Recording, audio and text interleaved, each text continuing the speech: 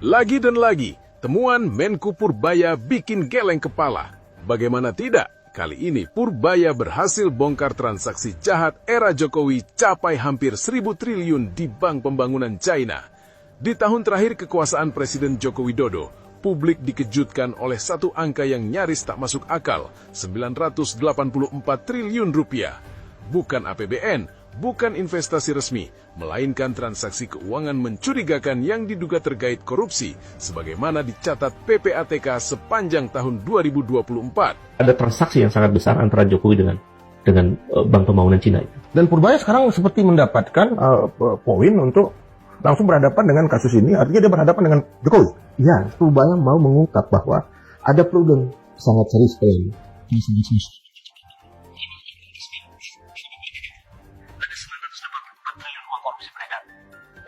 Dalam 1 tahun pemerintahan Jokowi, tahun 2024. Itu satu laporan resmi yang langsung menjadi sinyal pemerintahan Prabowo untuk menelusuri ini uang kemana aja. Prabowo menyetujui langkah-langkah Purbaya agar ini diselesaikan B2B. Kalau B2B gagal, Berarti ada masalah sangat serius. 1.000 triliun. Gimana ceritanya, Mas Fide? Iya. Jadi ini dalam istilah resminya itu namanya misinvoicing. Misinvoicing. Iya, artinya invoice yang tidak tepat lah, kira-kira gitu. Oke. Dan kejadian itu ada dua jenis misinvoicing ini. Yang pertama under invoicing. Oke. Artinya nilainya di bawah dari nilai sebenarnya gitu. Oke. Under kan. Dimurah-murahin. Dimurah-murahin. Oke. Yang kedua over invoicing. Dimahal-mahalin kebalikannya. Oke. Jadi teman-teman dari Next Indonesia, saya sudah dapat izin mereka untuk buka data ini. Oke. Mereka tuh sudah melakukan penelitian sejak tahun 2013 sampai 2024. Oke. Dan didapatkanlah ternyata dalam aktivitas ekspor Indonesia selama 10 tahun tersebut secara konsisten terjadi misinvoicing Oke. setiap tahunnya. Oke.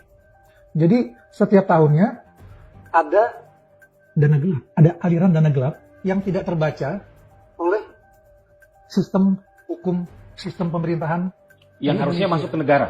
Seharusnya kalau 1.000 T itu bisa masuk ke negara dalam bentuk pajak, bea keluar, atau PNBP. Oh, dari total nilai itu. Dari total nilai itu anggaplah kita dapat 10-15% lah minimal.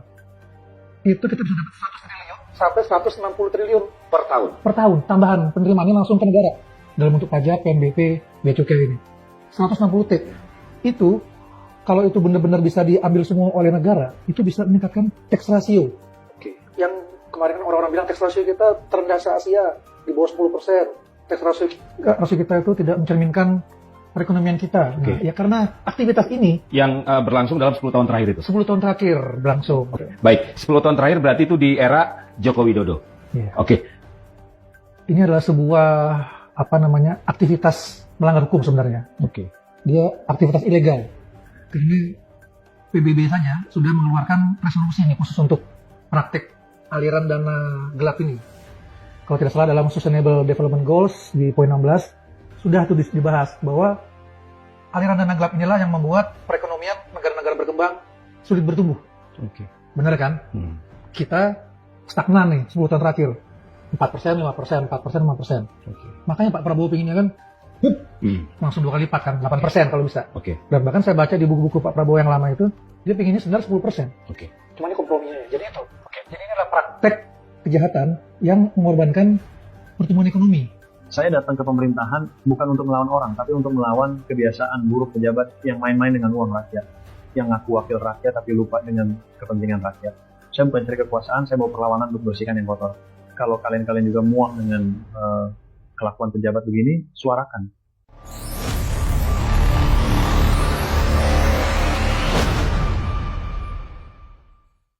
Angka ini bukan sekedar statistik, ia adalah cermin kegagalan tata kelola sekaligus alarm keras bagi Republik. Dan ketika Purbaya Yudi Sadewa, seorang teknokrat yang dikenal berhati-hati, mulai bicara soal struktur pembiayaan, aliran dana, dan ketergantungan utang, publik seharusnya paham, ini bukan isu kecil, ini pintu masuk membongkar kejahatan finansial sistemik. 984 triliun angka yang tidak bisa dianggap biasa. Mari kita berhenti sejenak dan berpikir rasional. 984 triliun rupiah dalam 1 tahun. Itu setara hampir setengah APBN Indonesia, lebih besar dari anggaran pendidikan nasional, hampir menyamai total utang baru Indonesia dalam 1 periode fiskal. Pertanyaannya sederhana tapi mengerikan. Uang sebanyak ini bergerak kemana, lewat siapa, dan untuk kepentingan apa? PPATK tidak sembarangan. Mereka tidak bicara gosip politik. Mereka bicara pola transaksi, rekening, lintas negara, lintas bank, dan lintas yurisdiksi. Dan ketika disebut bahwa lebih dari setengah transaksi mencurigakan itu terkait langsung dengan korupsi, maka ini bukan lagi oknum, ini sistem. Era Jokowi dan ledakan pembiayaan asing. Disinilah nama China dan Bank Pembangunan mulai masuk dalam diskursus publik. Sepanjang era Jokowi, Indonesia mengalami lonjakan utang luar negeri, proyek infrastruktur masif, skema pembiayaan yang kompleks dan tertutup, kerjasama bilateral yang minim transparansi publik. Bukan rahasia bahwa China Development Bank atau CDB dan lembaga pembiayaan China lainnya menjadi aktor penting dalam proyek strategis nasional. Sekali lagi, ini bukan tuduhan, ini fakta kerjasama resmi.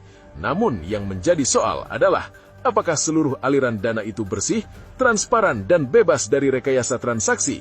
Purbaya secara terbuka mengingatkan bahwa banyak skema pembiayaan tidak sepenuhnya tercermin dalam APBN. Ada risiko off-balance sheet financing, ada struktur utang yang tidak mudah dilacak publik. Dan di titik inilah, transaksi janggal hampir 1.000 triliun rupiah menjadi sangat relevan untuk dikaitkan. Transaksi jahat bukan uang tunai, tapi rekayasa keuangan. Korupsi modern tidak lagi pakai koper uang. Ia memakai rekening berlapis, perusahaan cangkang, pembiayaan proyek, overpricing, fee konsultan fiktif, pembayaran lintas negara. PPATK menyebut jelas, pencucian uang dari korupsi masih sangat dominan. Artinya apa? Artinya, korupsi terintegrasi dengan sistem perbankan dan pembiayaan internasional. Jika ada proyek ratusan triliun dibiayai bank asing dengan pengawasan lemah, maka celah kejahatan terbuka lebar. Dan jika negara terlalu sibuk membangun citra keberhasilan, sementara pengawasan ditinggalkan, maka kejahatan tumbuh subur di balik beton dan baja. Mengapa baru terbuka di tahun terakhir? Pertanyaan politik yang tidak bisa dihindari. Mengapa angka ini baru mengemuka di ujung kekuasaan? Apakah karena sebelumnya ditahan? Karena tekanan politik? Atau karena baru sekarang berani dibuka? Jika selama bertahun-tahun uang haram mengalir, lalu baru dicatat saat kekuasaan hampir berakhir, maka publik berhak curiga, siapa yang selama ini melindungi sistem ini? Korupsi 984 triliun rupiah tidak mungkin terjadi dalam semalam. Ia pasti akumulasi bertahun-tahun. Dan itu berarti ada pembiaran, ada kegagalan pengawasan, ada kemungkinan keterlibatan elit. Ketika Purbaya bicara soal realitas utang dan resiko fiskal, banyak yang menganggapnya alarm teknis, padahal ini alarm politik.